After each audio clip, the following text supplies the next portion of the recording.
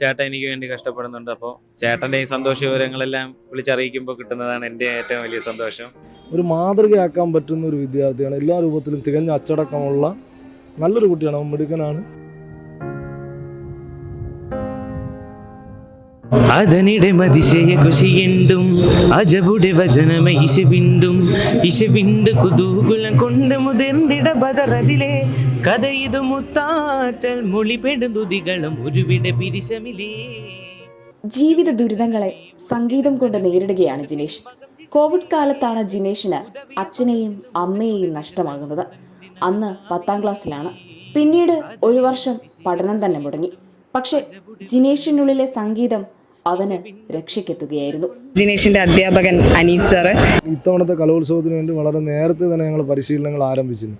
April മാസം 23-ാം തീയതി തൊട്ട് തുടങ്ങിയതാണ്. ഞങ്ങൾ ഈ നല്ലതായിട്ട് ഈ പാട്ട് പാടുന്ന കുട്ടികൾക്ക് വേണ്ടി ഒരു അന്വേഷണം നമ്മൾ നടത്തി. സമാന്തരമായി ഒരുപാട് ആളുകളുമായി ഇങ്ങനെ ചർച്ചകളൊക്കെ നടത്തി. ഇപ്പോൾ ജിനേഷിൻ്റെ കൂടെ നേരത്തെ പഠിച്ചിരുന്ന ഷെഹ്ബാൻ മുനീർ എന്ന് പറഞ്ഞൊരു കുട്ടി ഞങ്ങളുടെ സ്കൂളിലുണ്ട്. ആ കുട്ടി പറഞ്ഞ് ജിനേഷ് ഇങ്ങനെ നന്നായി പാടും, പക്ഷേ അവന് സ്കൂളിൽ വരാനുള്ളൊരു സാമ്പത്തിക സാഹചര്യം അല്ല, ജോലിക്കൊക്കെ പോകുന്ന പയ്യനാണ്, വരുമോയെന്നറിയില്ല എന്ന്. അങ്ങനെയാണ് ഞാൻ ജിനേഷിനെ വിളിക്കുന്നതും ജിനേഷുമായി ഫോണിൽ സംസാരിക്കുകയും ജിനേഷിൻ്റെ പാട്ട് കേൾക്കുകയും അപ്പോൾ അസാധ്യമായ ടാലൻ്റുള്ള ഒരു കുട്ടിയാണെന്ന് മനസ്സിലാക്കി ജിനേഷിനെ ഞങ്ങളെ സ്കൂളിൽ അഡ്മിഷൻ എടുപ്പിക്കുകയായിരുന്നു. കാരണം എന്ത് പ്രശ്നം ഉണ്ടായാലും മാനേജ്മെൻറ്റ് സ്കൂൾ കൂടി ആയതുകൊണ്ട് ജിനേഷിന് അഡ്മിഷൻ കൊടുക്കുന്നതിന് ഞങ്ങൾക്ക് തടസ്സമില്ലായിരുന്നു. അങ്ങനെ ഒരു വർഷം പഠനം നിന്നുപോയ ജിനേഷിനെ ഞങ്ങൾ വീണ്ടും പഠനത്തിലേക്ക് കൊണ്ട്. ജിനേഷിൻ്റെ ആദ്യം അച്ഛൻ മരിച്ചുപോയി, രണ്ടാമത് അമ്മ മരണപ്പെട്ടു.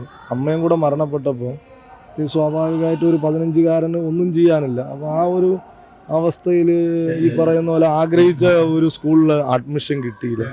തുടർന്ന് മാനേജ്മെൻറ്റ് സ്കൂളിൽ അഡ്മിഷൻ എടുക്കാനുള്ള പണമില്ലായിരുന്നു. അങ്ങനെയാണ് ജിനേഷ് ഒരു വർഷം ബ്രേക്ക് വന്ന്. ആ സമയത്തൊക്കെ ചെറിയ ജോലിക്കൊക്കെ പോകും, ടാപ്പിങ്ങിനൊക്കെ പോകും. അങ്ങനെ നമുക്ക് പരിചയപ്പെട്ടപ്പോൾ വളരെ ഐഡിയലായിട്ടുള്ള ഒരു കുട്ടിയായിട്ട് നമുക്ക് തോന്നി. നല്ല കഴിവുണ്ട്. അങ്ങനെ നല്ല മികച്ച പരിശീലകരെ ജിനേഷിന് നമ്മൾ ഏർപ്പാട് ചെയ്ത് കൊടുത്തു. അപ്പോൾ ആ പരിശീലകരുടെ ഇടയിൽ ഒരു പക്ഷേ ഇപ്പോൾ സംസ്ഥാന കലോത്സവത്തിൽ 3 ഐറ്റത്തിൽ പങ്കെടുക്കുന്ന അപൂർവം വിദ്യാർത്ഥികളിൽ ഒരു ആളായിരിക്കും ജിനേഷ്. ഒരു മാതൃകയാക്കാൻ പറ്റുന്ന ഒരു വിദ്യാർത്ഥിയാണ്. എല്ലാ രൂപത്തിലും തികഞ്ഞ അച്ചടക്കമുള്ള നല്ലൊരു കുട്ടിയാണ്. അവൻ മിടുക്കനാണ്. ഇപ്പോൾ കഴിഞ്ഞിട്ടുള്ളത് ദഫ്മുട്ട് കഴിഞ്ഞു, ഇന്ന് മാപ്പിളപ്പാട്ട് കഴിഞ്ഞു, ഇനി നടക്കാനായിട്ട് പോകുന്ന വട്ടപ്പാട്ടാണ്. 7 മാസമായിട്ട് തുടങ്ങിയ പ്രാക്ടീസാണ്. എല്ലാം കൂടി നമ്മൾ ഇപ്പോൾ അതിനൊരു അവസാനം കുറിക്കുന്നതെന്ന് ആലോചിക്കുമ്പോൾ സന്തോഷം.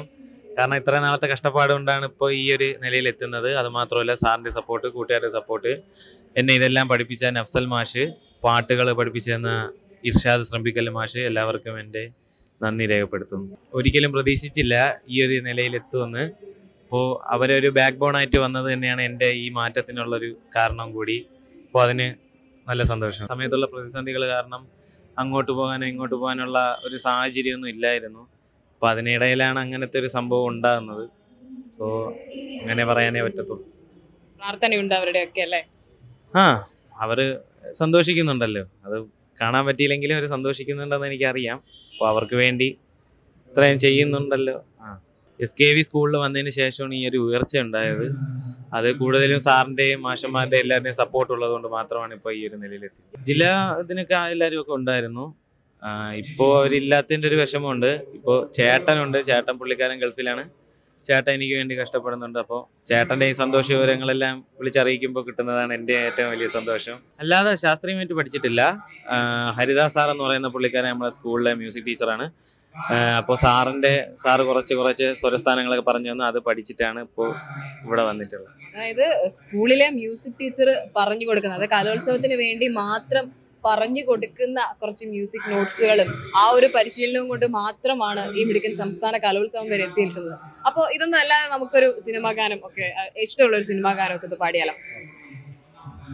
அதிகாலை வந்தாய் அழகாயின் வானில் நீ அணையாத சூரியன் ஆகிறாய், நடிநேரம் காய்ந்து கதப்பு தந்தவுடன் நிலவாயுரு மாறி நிற்கிறாய், உன்னை இன்று பார்த்ததும் என்னை நானே கேட்கிறேன், வைரம் ஒன்றை கையில் வைத்து எங்கு தேடி அலைந்தாயோ, உண்மை என்று தெரிந்துமே நெஞ்சம் சொல்ல தயங்குறே, கைகள் கோர்த்து பேசினாலே தைரியங்கள் தோன்றுமே.